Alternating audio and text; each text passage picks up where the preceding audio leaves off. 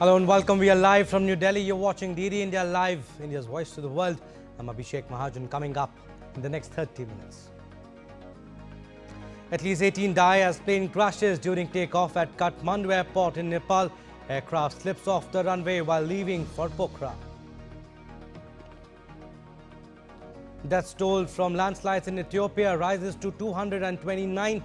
5 people pulled alive. Rescue and relief operations continue. Typhoon Gaemi strengthens as it nears Taiwan. Flights cancelled. Military on standby amid forecast of torrential rain. An ASEAN foreign ministers meeting kick-off in Laos. Foreign ministers of India and China to attend ASEAN East Asia Summit and ASEAN Regional Forum talks.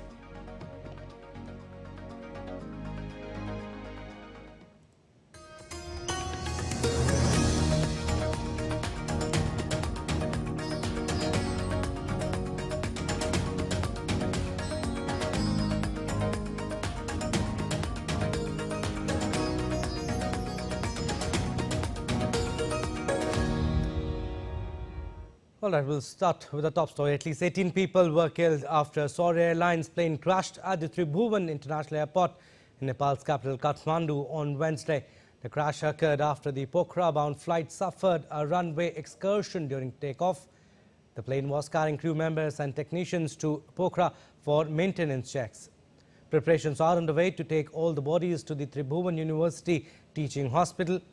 Domestic flights have been affected as the airport had been temporarily shut.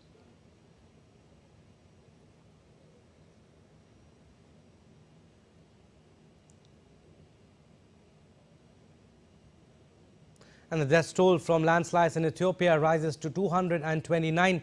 It could rise further as search for survivors continue.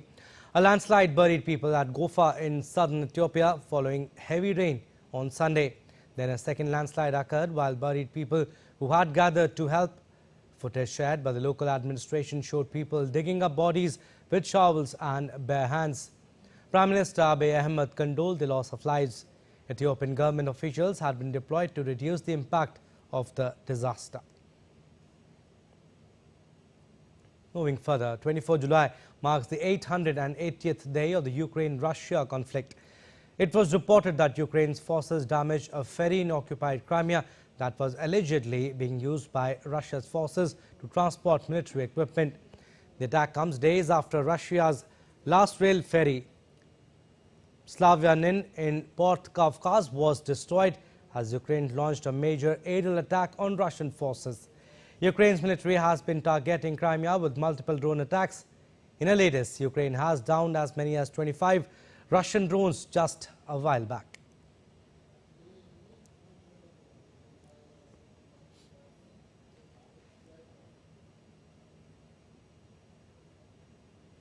And retaliating to recent strikes by Ukrainian forces, a Russian drone attacked a port infrastructure and commercial and residential buildings early on Wednesday, injuring 3 in the southern Ukrainian city of Izmail on the river Danube.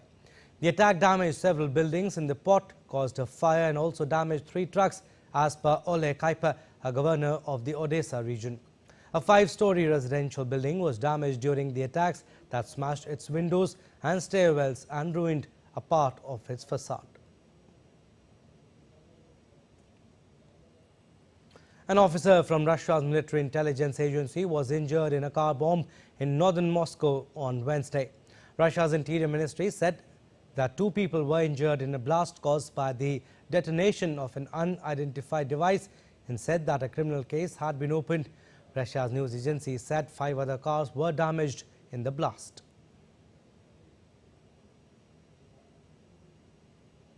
And Ukraine's Foreign Minister Dmytro Kuleba is in China till Thursday. On Tuesday, he met with China's Foreign Minister Wang Yi and discussed about ways to achieve a fair peace in the war with Russia. Kuleba's visit is the first by a high-ranking Ukrainian official since Russia's full-scale February 2022 invasion. China, the world's second-largest economy, has not publicly condemned Russia for it.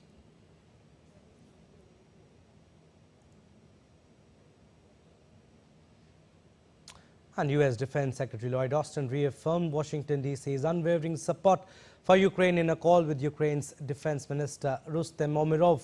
It was the first call between the two defense ministers since US President Joe Biden's announcement that he was ending his re-election bid and endorsing Vice President Kamala Harris for the Democratic Party's nomination to take on Donald Trump. Washington, D.C. under Biden has been Ukraine's biggest supporter in the war that Russia has been waging against its smaller neighbor.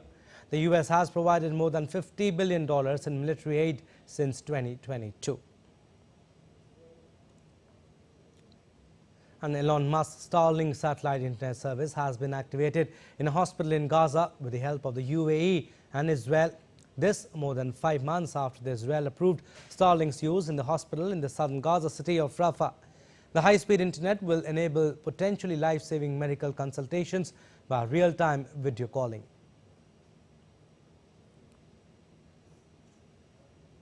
And the nominations for the next leader of Britain's opposition Conservative Party opened on Wednesday after former Prime Minister Rishi Sunak announced he will step down after the party's performance in the recent elections.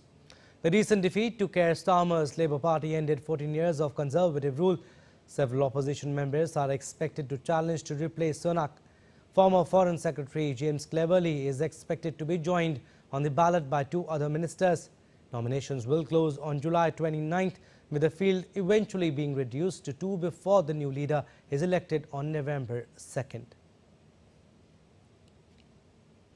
Well, shifting focus now as it edges towards Taiwan, Typhoon Gaemi has begun covering the eastern parts of the country since Wednesday morning local time. Typhoon Gaemi is expected to be the strongest storm to hit Taiwan in 8 years. It is set to make landfall on the northeastern coast on Wednesday evening. Flights have been delayed, markets are shut. More than 2,000 people have been evacuated and at least 1 person was reported dead. Taiwan's military remains on standby amid torrential rains. Near India's Laura Westbrook from Hong Kong reports more on this.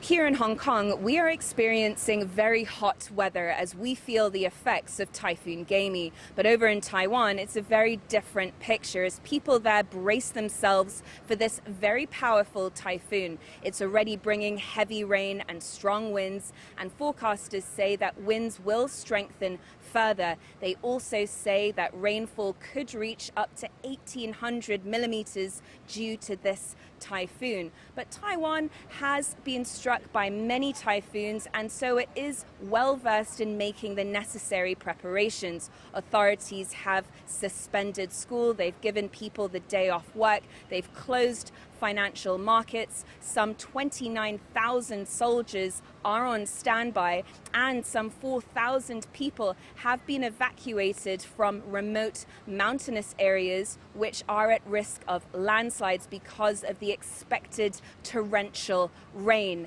Now, here in Hong Kong, we are expected to feel the effects of the strong winds on Thursday and Friday, but as this typhoon moves across the Taiwan Strait, it's expected to hit China's Fujian province on Thursday, and that is an area that has been experiencing weeks of extreme heavy rain and deadly landslides. In Hong Kong, Laura Westbrook reporting for DD India. And thousands of protesters gathered near the U.S. legislature in Washington, D.C., where Israel's Prime Minister Benjamin Netanyahu will address the lawmakers. Netanyahu's itinerary includes a meeting with President Joe Biden and Republican presidential nominee Donald Trump. He is facing criticism both at home and abroad for his approach to the Gaza conflict amid a mounting civilian death toll. DD India's Jagrati Dave reports. As security is tightened ahead of Mr. Netanyahu's speech on Wednesday, pro-Palestinian activists are angry about Washington's support for Tel Aviv and its assault on Gaza, which has killed nearly 40,000 civilians in the enclave, according to its Hamas-run health ministry. The Israeli operation was launched after Hamas's October the 7th attack, where around 1,200 people were killed, according to Israel's government. The war has sparked protests across college campuses here in the US, and this week demonstrators will be in Washington with demands for a ceasefire and for the US to stop giving aid to Israel. Relatives of hostages taken by Hamas are also gathering on the National Mall to highlight their plight and call for their release. Mr. Netanyahu's speech to Congress also comes at a tricky time for US-Israeli relations. Mr. Netanyahu has hit back against US President Joe Biden, who's been increasingly critical of Israel's strategy in Gaza and has been putting pressure on his ally to prevent the conflict spilling over into the wider region. It also comes at a challenging time for Washington, with Joe Biden dropping out of the presidential race and endorsing his vice president instead. Kamala Harris has said she won't preside over the Senate for the Israeli leader's speech, with an aide citing a scheduling conflict, but others have interpreted this as an indication of just how divisive Mr. Netanyahu's visit is for the Democrats, some of whom have indicated they may boycott the speech. Jagrati Dabe in Washington reporting for DD India. All right, we'll slip into a very short break, but still to come on this edition of DD India Live. British Foreign Secretary David Lammy begins two-day visit to India to hold talks with Indian ministers on a bilateral free trade agreement and global security.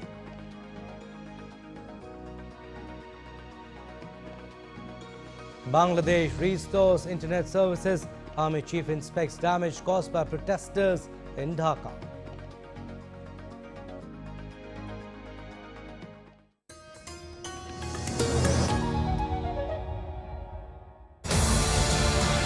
This week on Defence Dynamics, we dive into the turbulent waters of Indian Ocean, where shifting alliances and growing rivalries are redefining the security landscape. Discover how India's announcement to upgrade its military bases on Lakshadweep Island is poised to counter the nexus between China, Pakistan and now the Maldives.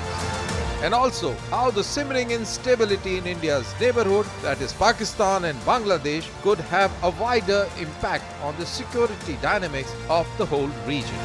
Do tune in for strategic insights that will guide India's geopolitics in days ahead on a special episode on DD India, Wednesday at 8:30 p.m. IST.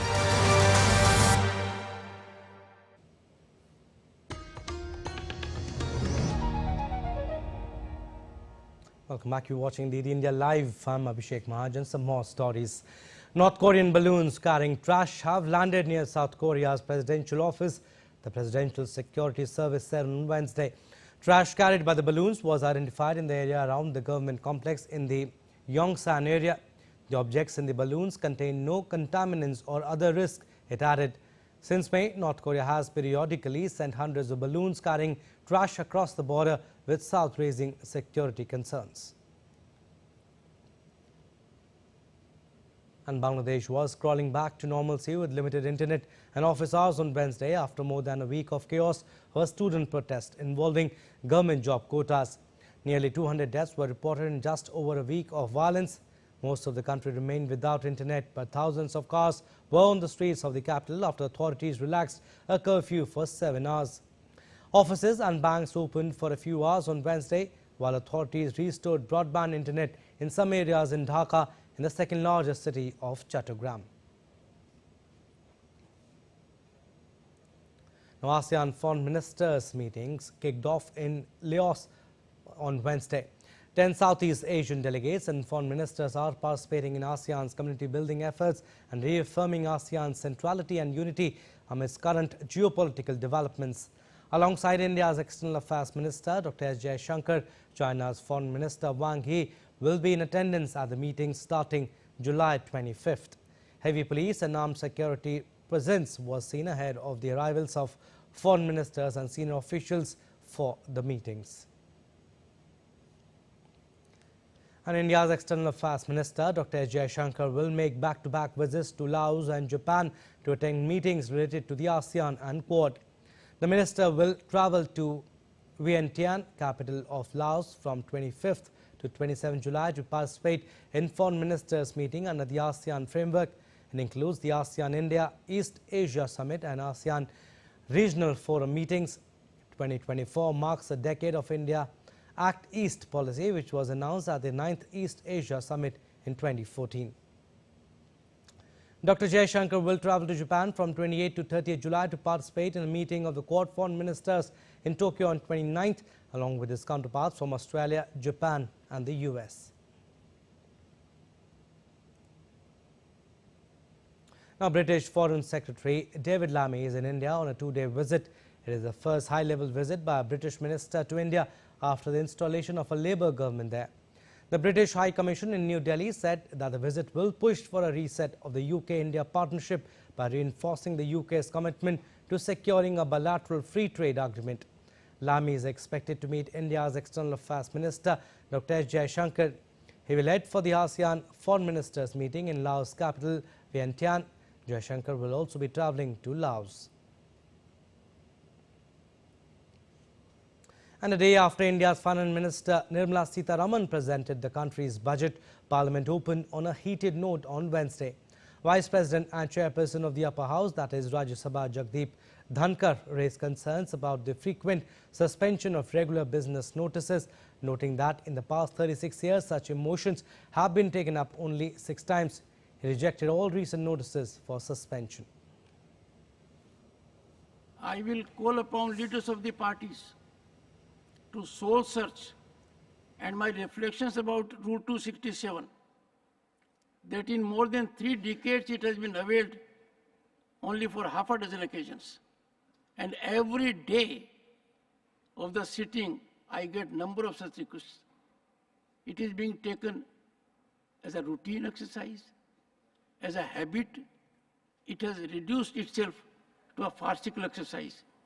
In spite of my serious observations yesterday, since no focus has taken place, I have again uploaded the same on your portal. Now in Rajya Sabha, opposition MPs walked out, claiming that Finance Minister Nirmala Sitharaman's speech failed to mention non-BJP ruled states. In a heated exchange, the minister defended the allocation. In every budget, you don't get an opportunity to name every state of this country. I'll take this example. Between vote on account, which was presented on 1st February this year, and now the full budget, which was presented yesterday for this year, I have not named very many states. But let me take the example of Maharashtra, for instance. Between vote on account and yesterday's budget, in vote on account and in yesterday's budget, I had not named Maharashtra. I'll take it as an example. India's External Affairs Minister Dr. S. Jaishankar has reacted to the Union Budget 2024, which was presented on Tuesday. Dr. S. Jaishankar highlighted that the budget seeks to maintain growth, manage inflation to ensure that India's national capabilities grow further. The budget which Finance Minister Nirmala Sitharaman presented yesterday is a very exceptionally important budget because, one, it is the first budget of the 3rd term of the NDA government. Secondly, the budget is presented at a time when the global situation is very volatile, uncertain, very difficult in many ways. So what the budget seeks to do is to maintain growth, manage, reduce inflation, to ensure at the same time that our national capabilities grow and that India's rise, India's growth, the prosperity, progress of India, the development of India is not affected by a negative international environment. So this is a kind of global perspective, really global context in a way of how the budget should be seen.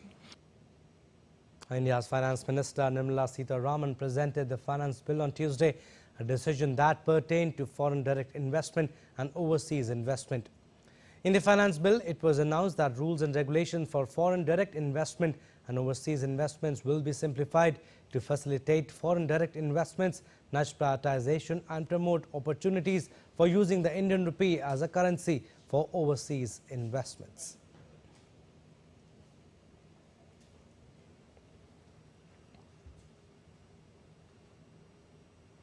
And the 46th session of the World Heritage Committee meet hosted by India offers diversity to the world delegates. Bharat Mandapam, India Pavilion, is a point of attraction for visitors who look forward to taking a bit of India back to their land. More in this report. India hosts the 46th session of the World Heritage Committee from July 21st to 31st. Parallel to the plenary session being held at the main hall of the Bharat Mandapam, an Incredible India exhibition has been set up depicting heritage, landmarks and cultural legacy of the country.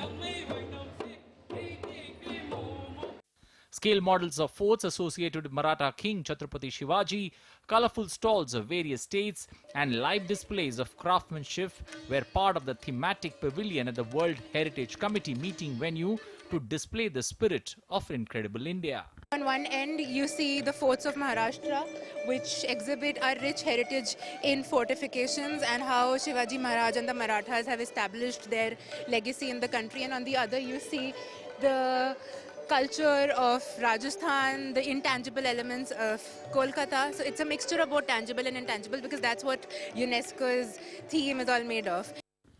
The gateway leads to a wide open space where different aspects of India's heritage have been displayed, from replicas of monumental sites. Visitors can also see live demonstration of Indian craftsmanship. It's very amazing to see such diverse range of culture of India, including traditional crafts, music and cuisines. So I really enjoyed visiting every corner of exhibition. The special exhibition highlights India's rich cultural heritage, age-old civilization, geographical diversity and tourism destination, along with modern developments in the field of information technology and infrastructure. Anil Thomas for DD India from New Delhi. Now let's take a look at other stories making news today.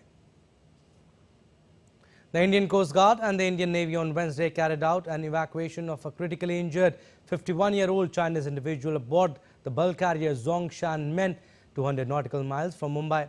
The patient is reported to be stable. Lieutenant Governor of Jammu and Kashmir Manoj Sinha unveiled the logo, website and teaser of the inaugural edition of the Kashmir Marathon, set to be held on October 20th in Srinagar this year. The Kashmir Marathon follows a series of world-class events being organized in J&K, including the F4 event in Srinagar, Sunburn Music Festival in Jammu and J&K Tourism Development Conclave held recently in Srinagar. In a special operation by security forces, a notorious Naxal terrorist was arrested in Chhattisgarh. The suspect was involved in various incidents involving IED blast, planting IEDs during assembly elections, murdering villagers during Jan Adalat, etc. In a major breakthrough, the STF of the northern state of Uttar Pradesh has arrested cyber criminal Rabbani. President of Barabanki district, Rabbani used to blackmail girls by creating their nude images using AI technologies and deepfake technique.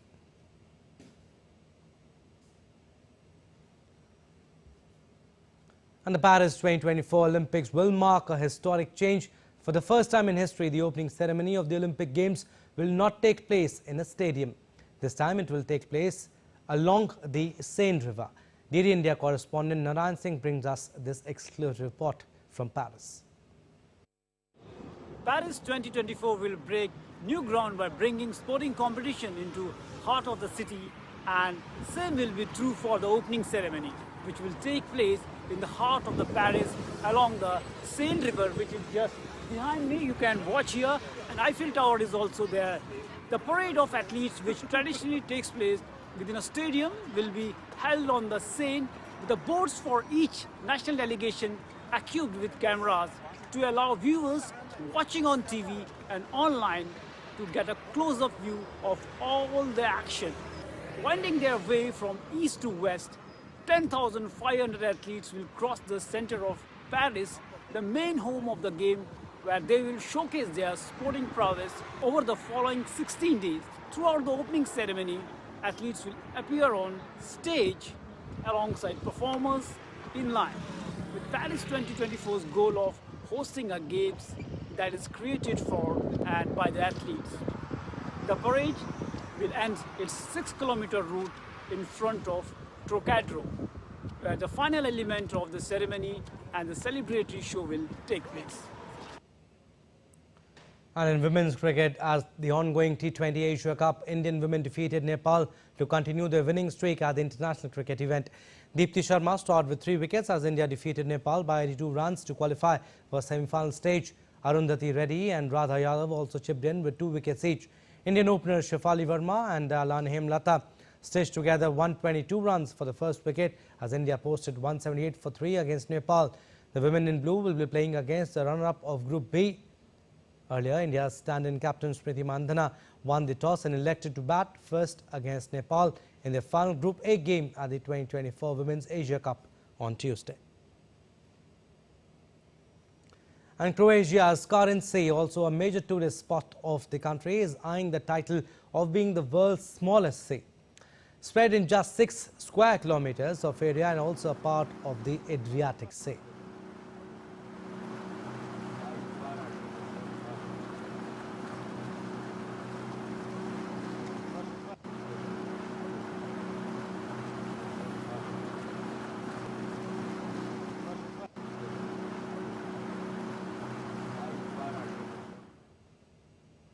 And with that, it's a wrap on this edition of DD India Live. You can get all the latest news and updates on DD India mobile app. It's available on Android and iOS platforms. You can scan the QR code on the screen to download it. Let us know your thoughts on the news of the day. You can connect with us on Facebook, X and Instagram. You can also check out our website ddindia.co.in. We'll be back with more news as it breaks here on DD India. I'm Abhishek from all of us here in Delhi. Thanks for watching DD India Live.